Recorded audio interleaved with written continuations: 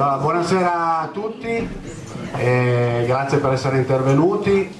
Questo è il terzo appuntamento che questi anni abbiamo dedicato alla Grande Guerra. Il primo fu nell'estate del 2014, quando con gli amici Nuovo Cinema Canelli proiettammo Orizzonti di Gloria, una serata di luglio freddissima.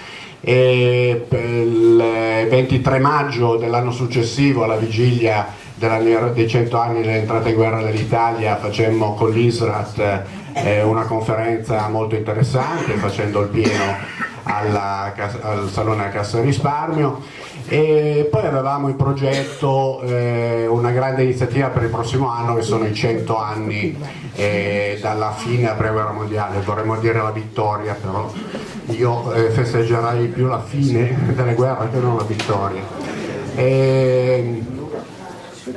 Però nel frattempo è successa una cosa, cioè io avevo un commilitone militare, il 21esimo corso allievi ufficiali della Guardia di Finanza, che del 1984-85, che ho saputo che ha scritto questo libro sugli arditi. Allora ho detto, ma vabbè, ho controllato le date e ho visto che era qui il 22 ottobre per la finale del premio Acquistoria. Il 24 ottobre sono 100 anni a Caporetto, ho detto, questa qui è una coincidenza che dobbiamo sfruttare. Allora lo invito, nel frattempo mi vince il premio Acquistoria, no? Che gli è stato consegnato ieri, quindi oggi è una prima mondiale assoluta, nel senso che è la prima presentazione dopo la consegna del premio, che tutti sanno, non si sa perché, nei comunicati stampa e nei manifesti è l'unico tra i premiati di cui è indicato il premio in denaro, che tutti gli altri hanno avuto, però solo per il romanzo storico è stata indicata anche la cifra che abbiamo. Quindi a quel punto abbiamo... Non si vive di libri. No, non si vive di libri, cioè, però appunto c'è questa coincidenza. Allora abbiamo detto, non festeggiamo e non celebriamo Caporetto, però la ricordiamo. E quindi troviamoci ancora una volta per parlare di Grande Guerra, questa immane strage. Ricordate sempre che gli italiani morti nella prima guerra mondiale furono 6 volte o 5 volte quelli della seconda, cioè parliamo di 600.000 contro 100 rotti mila, insomma, quindi fu una tragedia di una dimensione immane. E quindi oggi parleremo, oltre che del libro, anche di quello, ma anche delle tracce che la Grande Guerra ha lasciato nella nostra città. Io prima di iniziare vorrei chiedere a Aldo Gai di fare un saluto, subito dopo il Presidente della Biblioteca, del Consiglio di Biblioteca. Aldo. Buonasera a tutti, benvenuti qui nella Biblioteca Monticone. Ma parlavo prima con Vittorio, che ci conosciamo da anni. Tutti noi penso abbiamo avuto un parente, uno zio, un nonno che ha partecipato alla Grande Guerra. Nel mio caso ho avuto un nonno e 2 zii, erano 3 fratelli, e sono stati arruolati nella stessa compagnia. Era sul Monte Baldo, e mio nonno mi raccontava, quando ero ragazzo, che scrisse al Ministro della Guerra chiedendogli perché 3 fratelli insieme nella stessa compagnia. C'era una legge che vietava di mettere 2 fratelli insieme nella stessa compagnia. E furono divisi e furono feriti, tornarono dalla guerra, non morirono, per fortuna non morirono, e mi raccontavano questi episodi di guerra. Mio nonno aveva un lanciafiamme sulle spalle che era una macchina per dare il verderame, in poche parole, era molto così, molto semplice e pericolosa, penso. E quindi quando ho saputo che lei ha vinto questo premio, ho gradito personalmente, perché avevo i ricordi dei miei nonni e dei miei zii, e ascolterò molto volentieri il racconto di questo libro, e sicuramente lo leggerò. Ciao ancora a tutti, un buon pomeriggio in Biblioteca Monticone, grazie. Grazie a Aldo Gai, consigliere delegato per la cultura.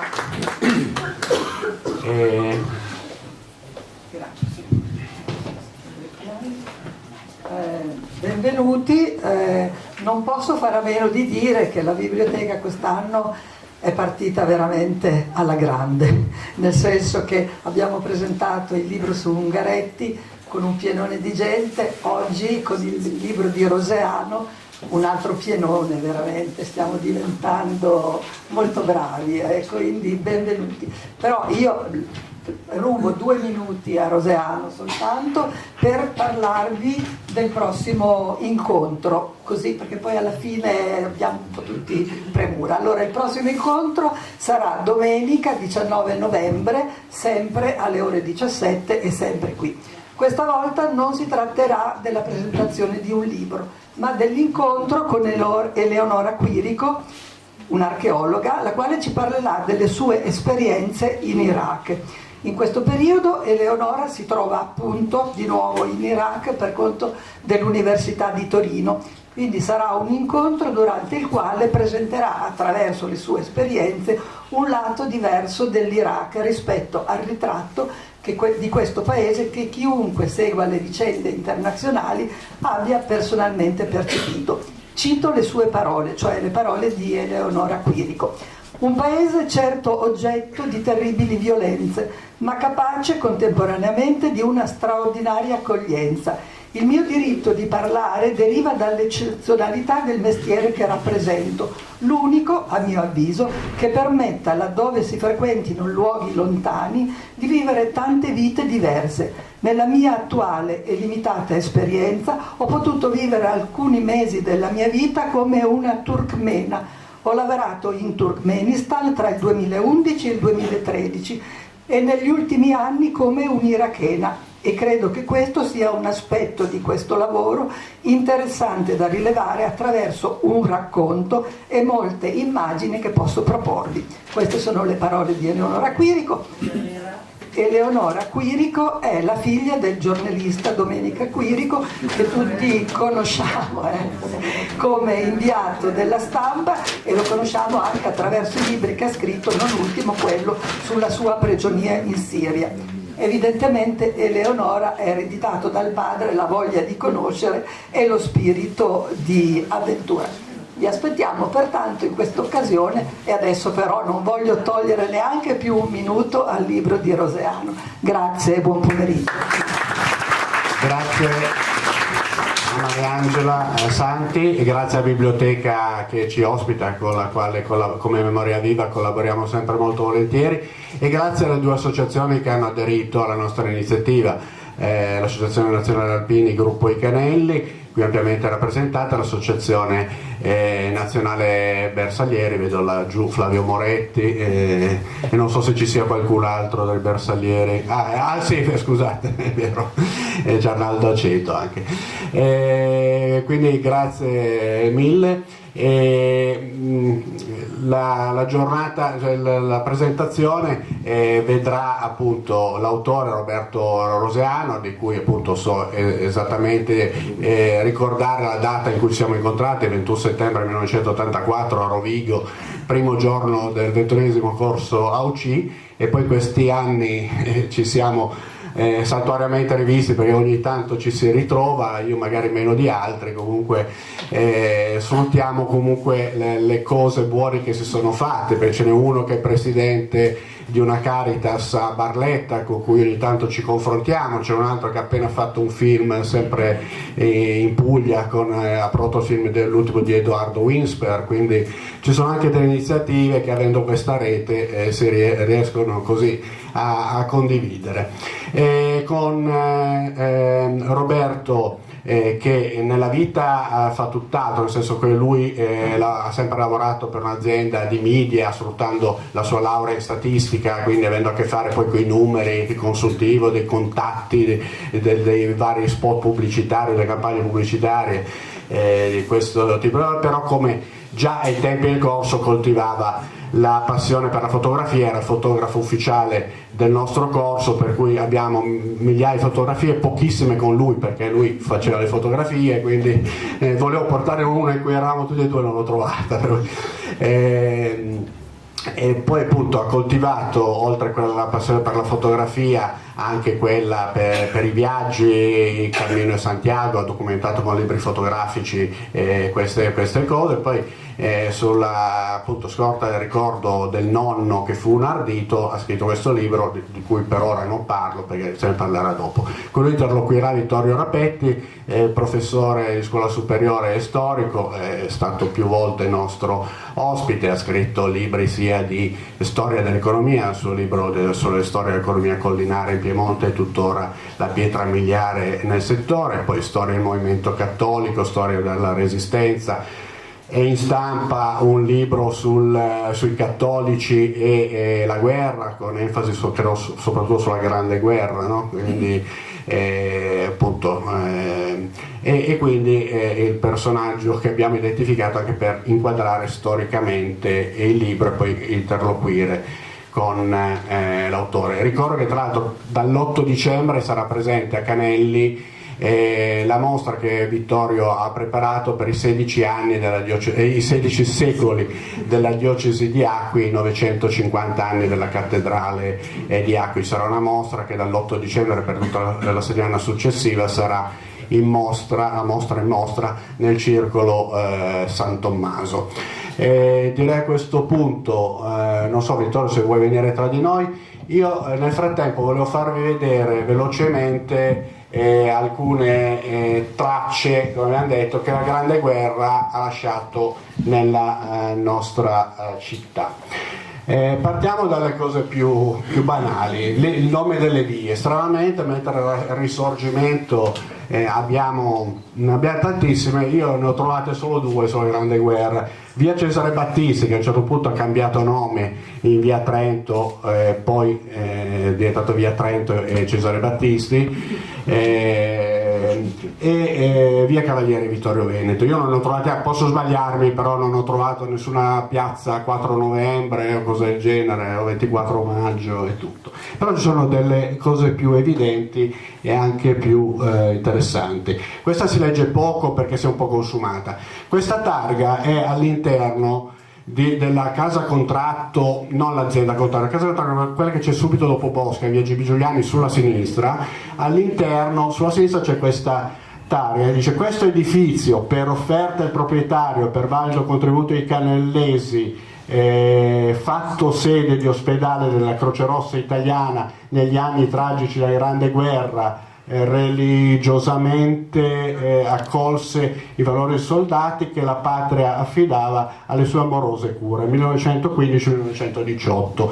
Quindi perché quella casa che vedete qua, i mattoni con quel meraviglioso portone, con quel voltone, con quella faccia che ride, no? Che nessuno sa bene che cosa significa. Ho chiesto alla famiglia contratto, mi ha mandato, non so, dice sembra che siccome nel 1700 quando ha fatto sta casa sembrava una roba enorme, cioè non ce la farà mai a finirla, nel momento in cui i proprietari di allora, che non erano in contratto perché l'hanno acquisita dopo, l'hanno terminata, hanno detto adesso mi rido di voi e faccio sta roba qui, però nessuno sa né come sia stata fatta perché è una cosa molto particolare, però appunto c'è questo aneddoto sul perché.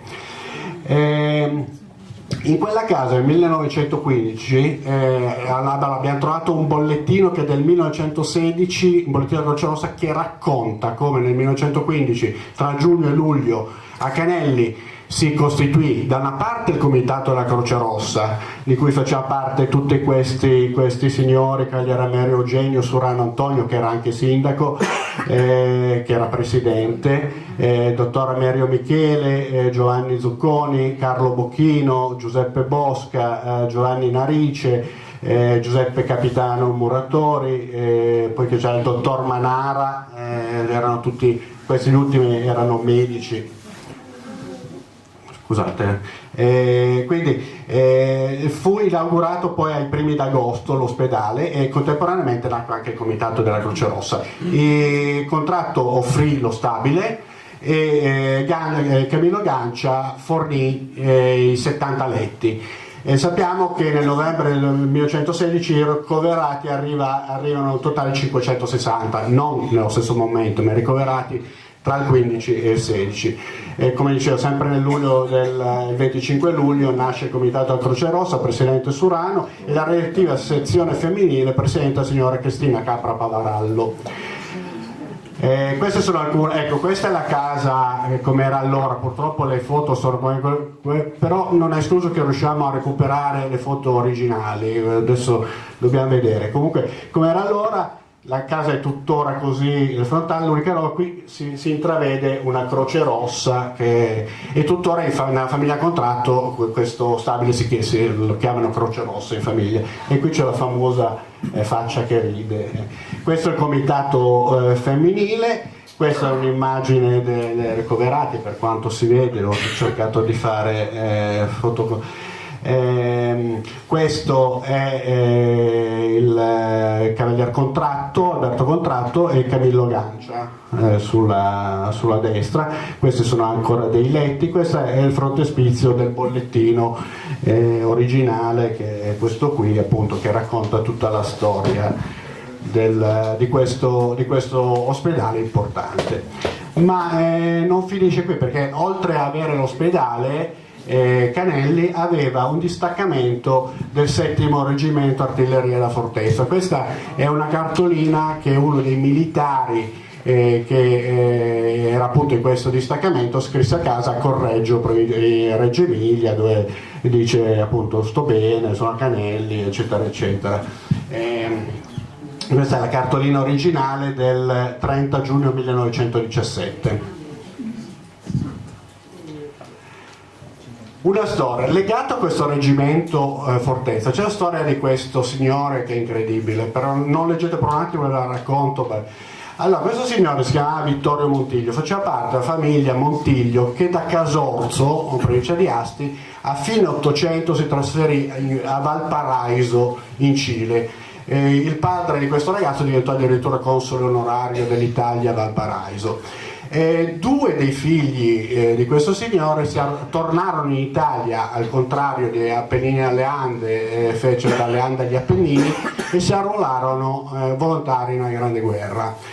Scrivevano lettere a casa, uno perse un occhio, una mano, e c'era questo ragazzo, Vittorio, che è del 1903, quindi giovanissimo, che leggeva queste lettere che studiava e si infiammò di patriottismo. Tentò 2 volte di rientrare in Italia, ma in sua gioventà non lo lasciarono passare, imbarcare. La terza volta riuscì a imbarcarsi, arrivò a Casorso lo zio lo portò al distretto di Casale e barrarono sull'età, lui riuscì a arruolarsi e venne a Canelli in quel 7° Reggimento Fortezza. Però siccome era lontano, era nelle retrovie, scalpitava, fece di tutto, riuscì a farsi mandare in prima linea, divenne il più giovane tra le medaglie d'oro del corpo degli alpini, atti di eroismo non finire, e diventò un ardito, quindi ecco, leghiamo Canelli agli arditi. Quindi Fiamme Nere, un ardito di reparto, perché era un ardito degli alpini, non era un ardito, perché poi c'erano gli arditi reparti e gli arditi veri e propri, se voi capito. Per cui poi dopo la guerra ebbe un'altra storia, una sua storia che adesso non sto a raccontarvi. Vabbè, come una parte arditi confluì nel partito fascista, poi morì in un incidente d'auto nel 29. Comunque è interessante, insomma, questa storia che lega Canelli agli arditi, e poi questa storia incredibile di questi che erano in Cile, che rientravano per combattere. Ecco, nel novembre del 1921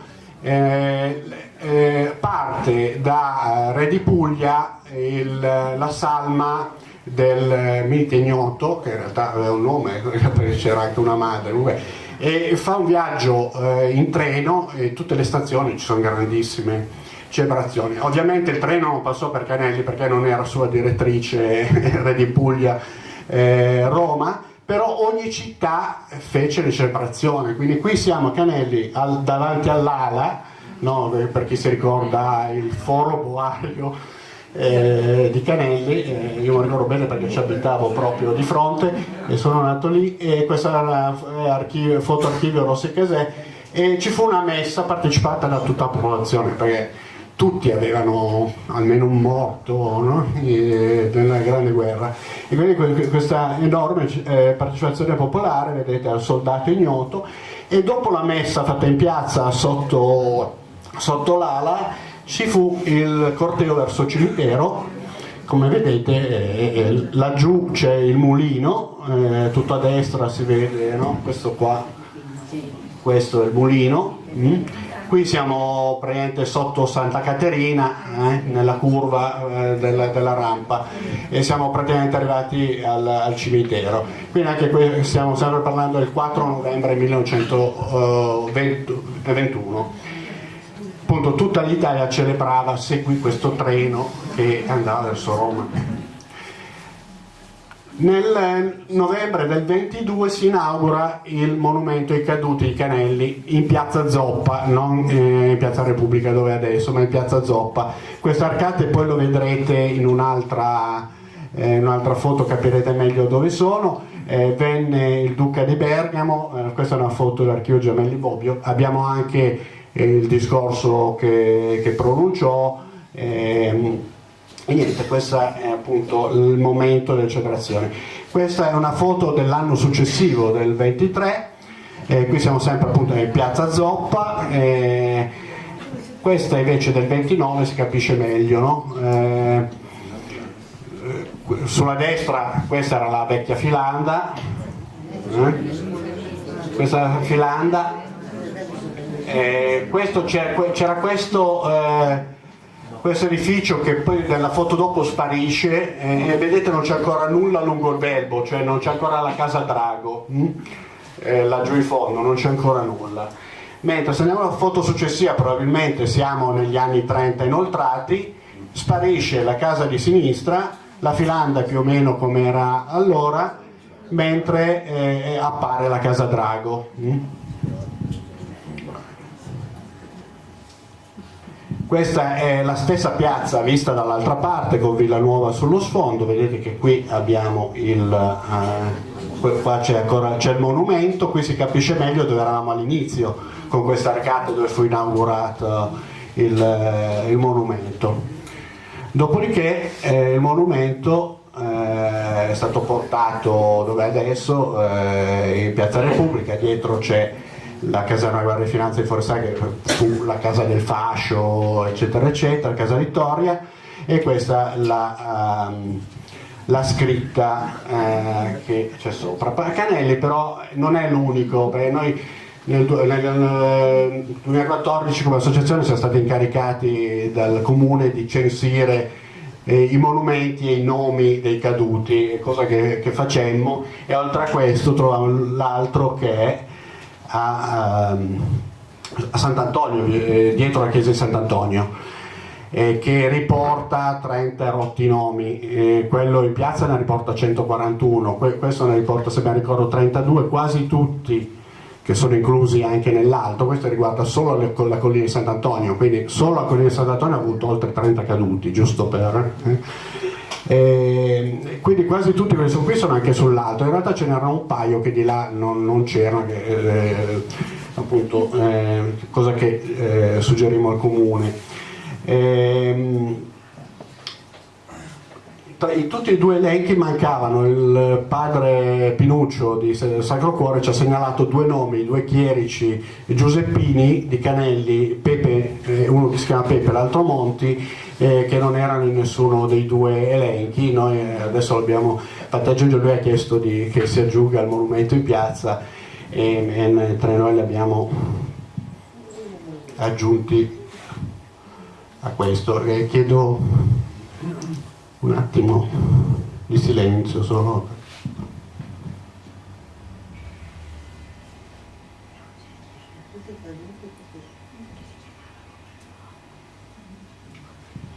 Ecco, io avrei finito. Queste sono le testimonianze che per ora abbiamo trovato alla Grande Guerra Canelli, e per il prossimo anno poi magari ne parleremo. Come associazione vorremmo lanciare, anche con le associazioni che hanno collaborato con noi per questa presentazione, magari anche con altre,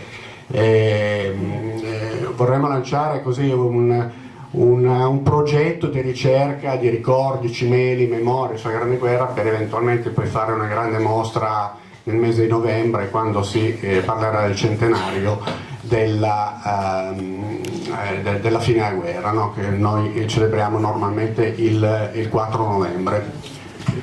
Quindi a questo punto passerei alla presentazione vera e propria del libro. Vittorio, Roberto.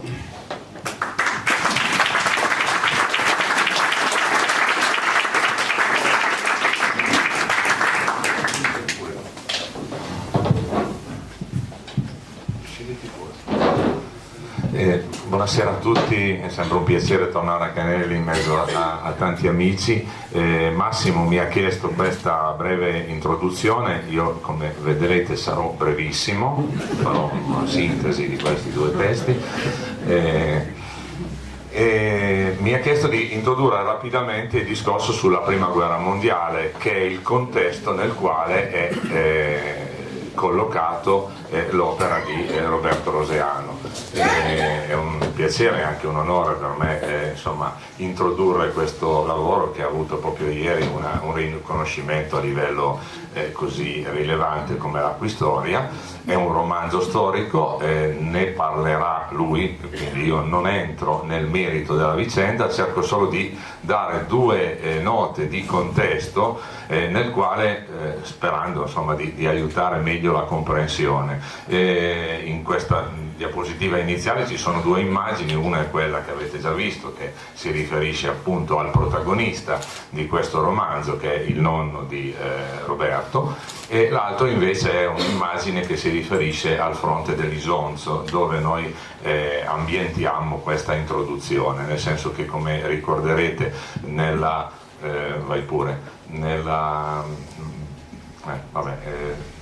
abbiamo saltato la diapositiva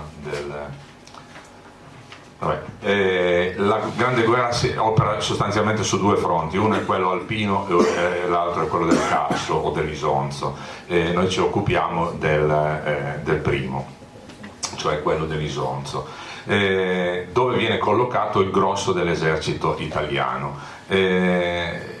Che caratteristiche ha avuto? Molto rapidamente questa guerra, è una guerra che ha delle caratteristiche assolutamente nuove, non solo per quanto riguarda l'Italia ma per tutta l'Europa. È una guerra che viene indicata inizialmente con la ipotesi di una guerra lampo, cioè una cosa che nel giro di pochi mesi avrebbe condotto uno dei due schieramenti alla vittoria. In realtà nell'arco di alcuni mesi questa speranza, questa ipotesi che gli stati maggiori avevano immaginato non si realizza e la guerra si trasforma in una guerra di logoramento, si dice, di trincea, che pone un elemento chiave, quella della mobilitazione totale della popolazione. Quindi questo implica un enorme impiego di soldati che non si era mai registrato in passato. Vedremo che nel 17, quando poi c'è il punto chiave della nascita del reparto degli Arditi, ci sono circa 2 milioni di italiani che fanno parte dell'esercito, quindi un numero immenso, assolutamente diverso da quello degli eserciti dell'Ottocento. La seconda caratteristica è l'impiego di nuovi armamenti, tra cui carri armati, aerei, gas asfissianti, esplosivi, sommergibili, quindi una enorme novità tecnologica. Terzo elemento, che è conseguente a questo, è che per la prima volta tutto il sistema produttivo di una nazione grande e significativa come l'Italia, che si era proprio affacciata nel decennio precedente allo sviluppo industriale, tutto questo sistema produttivo finisce in qualche modo nel meccanismo della guerra e, cosa molto importante, finisce sotto il controllo statale, per alcuni aspetti in modo diretto, nel senso che tutte le fabbriche che sono legate alle produzioni militari sono gestite dai militari o hanno una supervisione di militari, ma anche in forma indiretta attraverso le commesse statali, cioè si comincia ad avviare un elemento inedito che poi sarà ripreso successivamente della presenza dello Stato nell'economia in maniera massiccia. Quarto aspetto, lo faccio molto breve, poi se vogliamo possiamo ritornarci sopra. Questa mobilitazione totale coinvolge tutta la popolazione, al punto che si parla di un fronte esterno, che è quello di guerra, e di un fronte interno. E questo implica anche un impiego assolutamente nuovo per la manodopera femminile, nel senso che in molti casi le donne vanno a sostituire gli uomini nei lavori anche industriali, anche commerciali, cioè fuori casa, quello che fino a poco tempo prima era considerato una cosa non opportuna per le donne. donne. Quindi c'è un cambiamento anche di mentalità, di cultura, che è indotto in maniera molto rapida e violento, diciamo pure, e costretto dalla guerra. Infine, non ultimo però elemento, nel corso della guerra si organizza un ampio sistema di propaganda legato proprio al tentativo di coinvolgere, di motivare la popolazione, che in molti casi dà dei segni di scollamento rispetto alla guerra. Prima dell'entrata in guerra c'era stato un feroce dibattito in Italia tra chi era favorevole e chi era contrario all'entrata in guerra, quindi c'è una tensione sociale, anche culturale e politica rispetto alla guerra, molto molto forte. Nel momento in cui, proprio nel 17, in occasione della sconfitta di Caporetto, c'è l'esigenza di avere un controllo totale della popolazione, emergono dei tratti che poi ritroveremo durante la prima fase del fascismo, che sono il contrasto tra quelli che sono considerati patrioti e quelli che sono considerati disfattisti, cioè contrari alla guerra e che vorrebbero smettere con questa guerra. Il sistema di propaganda è funzionale a questo, ma c'è anche un elemento legato al sistema di propaganda che è legato ai nuovi sistemi di comunicazione e all'uso dello spionaggio. Anche questo è un elemento innovativo per quanto riguarda, almeno parzialmente, la prima guerra mondiale. Ecco, questa è la cartina che ci serve per collocare dove è ambientato il romanzo. In questo punto, qui sulla cartina, è indicato il paese, Donia, da cui proviene il protagonista. Il resto, come vedete, nella linea tratteggiata è la linea del fronte che si delinea dopo l'inizio della guerra. L'esercito italiano fa, diciamo, pochi passi in avanti, l'esercito austriaco si ritira per collocarsi nelle posizioni più favorevoli, ma sostanzialmente non ci si schioda di lì. Dopo un anno e mezzo di battaglie, le famose spallate di Cadorna, ben 9 battaglie che cercano di sfondare il fronte austriaco, siamo sostanzialmente al punto di partenza, con pochi movimenti, una penetrazione di 4, 5, 7 chilometri nel fronte austriaco, quindi un movimento molto limitato. In compenso c'è quello che accennava Massimo, un'ecatombe dal punto di vista dell'impiego dei soldati. Sono centinaia di migliaia i nostri soldati che vengono uccisi o feriti o dispersi. Soltanto dall'inizio della guerra alla fine del 1916 siamo già da oltre i 600.000 tra morti e feriti, questo per dare un'idea. Se scorri un attimo, la guerra di posizione implica soprattutto la guerra di trincea. Questo è un elemento fondamentale per capire poi il romanzo, nel senso che il protagonista passa da una guerra di trincea, che è vista ovviamente con grande fatica, con grande sofferenza, con grande disagio, ad un altro modello di guerra, che è quella appunto legata all'uso di corpi speciali. Nel 17 anche l'esercito italiano pensa di dotarsi di corpi speciali, che sono appunto gli arditi, di reparti che non fanno la vita di trincea, ma che hanno un compito specifico legato agli assalti, legato alla presa di posizioni particolarmente difficili e munite dell'esercito austriaco. E quindi c'è questo cambio in qualche modo di strategia, o meglio questa aggiunta rispetto alla strategia della trincea dell'uso di reparti speciali. Non è l'unico l'esercito italiano a dotarsi di questo tipo di strumenti, ma poi ce lo spiegherà meglio Roberto. Il reparto degli arditi assume delle connotazioni particolari. Nel corso del 17, ecco, se vogliamo vedere, qui ci sono due delle protagoniste del romanzo, due armi che indicano una tecnologia nuova, che sono due armi automatiche. Una è la mitragliatrice austriaca, che fa scempio dei corpi dei nostri soldati. I nostri soldati venivano solitamente mandati all'assalto, no? Alla baionetta, e quindi erano oggetto del mitragliamento di questo tipo di arma. E l'altra è un modello in Fiat invece, che sarà proprio in dotazione agli arditi, che è una pistola automatica ed è considerata l'antesignana in qualche modo del mitra moderno. Perché ho messo queste due armi? Perché ci dicono, no, del fatto che c'è una guerra che è impostata secondo per certi aspetti un codice precedente, ma c'è una tecnologia che scombina completamente le logiche anche del combattimento, ma anche della mentalità, direi, dei soldati. Andiamo rapidamente a vedere il clou della questione, cosa succede a Caporetto. Ecco, la linea blu è quella che abbiamo visto prima del fronte.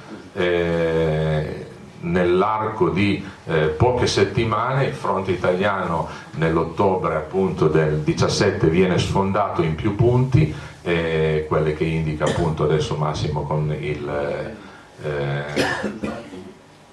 ecco. Vedete quelle frecce rosse sono i punti di penetrazione, in particolare c'è quello di Caporetto, e vedete che il nostro esercito è costretto a riattestarsi per pochissimi giorni lungo la linea del tagliamento e poi arriva ad attestarsi sulla linea del Piave, cioè perde una enormità di territorio, sono 14.000 km quadrati, e quindi questo genera tra l'altro un fenomeno terrificante, che è quello dell'esodo immediato, rapidissimo della popolazione che cerca di fuggire dalla invasione austriaca, austro-ungarica e tedesca, perché ci sono tutte e tre queste componenti in questa invasione che mette come dire, sulla strada letteralmente centinaia di migliaia di persone. Bene, in questa battaglia è un vero e proprio disastro dal punto di vista dei numeri, ci sono molti dispersi, ci sono decine di migliaia di feriti e soprattutto ci sono quasi 300.000 soldati presi prigionieri dall'esercito austriaco, e ce ne sono altri circa 400.000 che perdono i contatti con il proprio reparto, quelli che vengono considerati degli sbandati. Allora io mi soffermo su questo perché il discorso sugli arditi ha uno snodo particolare intorno alla vicenda di Caporetto. Questo reparto, che è di nuovissima formazione, entra subito dopo Caporetto ed è uno dei protagonisti, non l'unico, ma è sicuramente un protagonista importante per quello che è l'esito successivo, cioè il passaggio nel 1918 da una situazione di sconfitta proprio al pelo, ci siamo arrivati alla sconfitta nel 17, no? ad una situazione di vittoria. Allora, ultima riflessione, che è l'ultima dia su cui però c'è un minimo di concetti su cui soffermarsi, che è il discorso sulla discussione su Caporetto, perché tutti noi abbiamo ricevuto questa idea che che Caporetto sia sinonimo di disfatta, al punto che, pensate, la parola Caporetto è usata anche in altre lingue per indicare una sconfitta terribile, un disastro vero e proprio.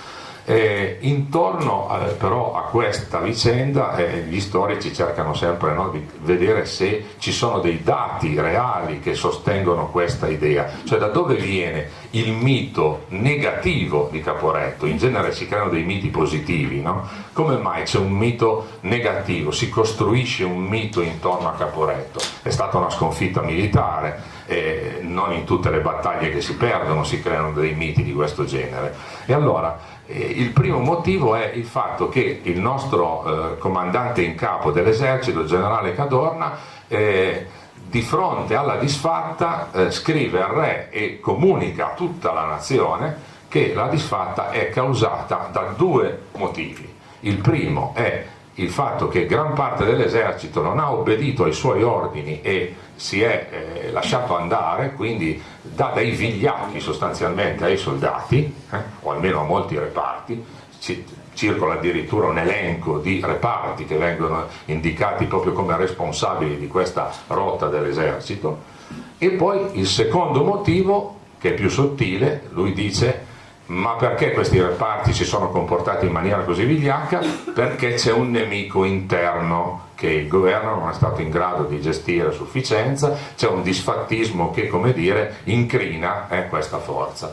e in questo modo cerca di salvare la propria credibilità come comandante, dicendo: io ho fatto di tutto, però ragazzi, se i soldati sono vigliacchi e dall'interno mi sabotano la mia impresa, è chiaro che andiamo a perdere, no? E quindi è proprio il comandante in capo del nostro esercito che costruisce il primo fondamentale tassello dell'interpretazione di Caporetto di questa sconfitta, un mito negativo. Subito dopo abbiamo un nuovo governo, perché a seguito della sconfitta di Caporetto il governo in carica cade, se ne viene formato un altro, il quale prende una decisione drastica, quella di rimuovere Cadorna, cioè di dire la responsabilità, tu eri il comandante in capo, abbiamo avuto una sconfitta di questo genere, vai a casa, ne mettiamo un altro, e lo sostituisce con un generale non molto conosciuto peraltro, che era Armando Diaz, no? E il nuovo governo sostanzialmente ribadisce il mito negativo, spostando l'accusa, no? Dai soldati al comandante, è il comandante che è responsabile di quello che è successo. A questa interpretazione dà una buona mano negli anni 20 e 30 anche gli avversari, ed è interessante sta vicenda, perché subito gli avversari non dicono questa roba qua. Gli austriaci, gli ungheresi, i comandanti riconoscono in molti casi anzi l'eroismo del nostro esercito nella battaglia di Caporetto, non solo in generale. Quindi non c'è l'idea che i soldati italiani si siano comportati male. Viene dopo, perché si crea, o meglio si enfatizza il mito già presente che il tedesco è invincibile, perché i protagonisti della vittoria di Caporetto, cioè dalla parte degli austriaci, non sono gli austriaci ma sono i tedeschi, che usano una strategia nuova, che è quella proprio dei piccoli gruppi che si infiltrano alle spalle di grandi unità e in qualche modo creano una situazione di accerchiamento da cui poi i militari italiani devono fuggire rapidamente. Allora si crea questo mito: Rommel è l'invincibile soldato tedesco che dice gli italiani non sono capaci a combattere, insomma, no? Un piccolo inciso: pensate che una delle divisioni impiegate sul fronte della battaglia di Caporetto è la stessa che sarà protagonista di Cefalonia, e quindi questo si collega alla questione della quistoria, no? Poi succede qualcosa, cioè durante il fascismo questo mito negativo di Caporetto viene rovesciato nel mito positivo della vittoria, ma non si cambia l'interpretazione sostanzialmente dei fatti, anzi si enfatizza l'aspetto nazionalistico patriottico, ma la lettura resta quella. Bisogna arrivare nel secondo dopoguerra ad una storiografia che prova a ritornare sulle fonti per avere un cambio di interpretazione. E allora nel 1955 abbiamo uno studio molto importante, innovativo, di Alberto Monticone, che molti di noi conoscono per altri motivi, che è stato presidente dell'Azione Cattolica, che è stato uno storico che una delle sue prime opere è stato proprio quello di cercare di modificare l'interpretazione di Cadorna e di andare oltre questa retorica patriottica, nazionalistica soprattutto, con un'analisi sul lavoro sui documenti degli ufficiali, sui tribunali militari e sui prigionieri di guerra. Si comincia a rovesciare questa interpretazione, italiano cattivo soldato, vigliacco eccetera, e avete un riscontro, forse molti di voi l'hanno visto, in quel bellissimo film di Mario Monicelli, La Grande Guerra, che hanno come protagonista Alberto Sordi e Vittorio Gassman. Se lo rivedete notate che in quel film c'è già la nuova interpretazione, cioè si rovescia questa lettura, questa interpretazione che era stata data forzata durante il fascismo. Ultimo passaggio, questo libro di Daniele Ceschin, Gli esuli di Caporetto, che introduce un altro elemento molto importante, cioè la storia non fatta semplicemente dal punto di vista militare, ma per gli effetti che ha avuto sulle persone. Allora gli esuli in patria sono tutti quelli che sono dovuti scappare a seguito della prima guerra mondiale nella zona che è la zona di origine proprio di Roberto, i profughi dopo Caporetto in particolare, quindi è una lettura sicuramente interessante e innovativa. E arriviamo al finale, che è questo libro, che adesso vi spiegherò, che si intitola, è di Paolo Gaspari e si intitola Le bugie di Caporetto, la fine della memoria dannata. E questo studio, come vedete, è estremamente dettagliato e corposo, è uno studio di storia militare, quindi è molto affidabile, perché si fonda su delle fonti che erano già presenti ma non erano state considerate, forse perché erano un po' scomode. E allora ecco che si parla degli atti della commissione d'inchiesta che era stata costituita dopo la fine della guerra, e in particolare ci si sofferma sui resoconti degli ufficiali, dei sottufficiali del nostro esercito, che danno una versione molto diversa di come sono andati in particolare i primi 2 giorni della battaglia, quelli decisivi. Allora, perché quest'ultimo, e con questo concludo? Perché il discorso che affronta il romanzo ha come sfondo non soltanto delle vicende, ma anche un modo di interpretare la storia, o meglio diverse interpretazioni della storia che si sono succedute, e questo ci dà un aggancio importante, perché noi normalmente leghiamo il termine ardito con il termine fascismo, e questo romanzo invece ci aiuta a capire che bisogna distinguere questi 2 elementi. Poi ci sono molteplici collegamenti, ma i 2 elementi sono distinti, e questo credo che sia un bel passo avanti nella nostra comprensione della storia. Grazie.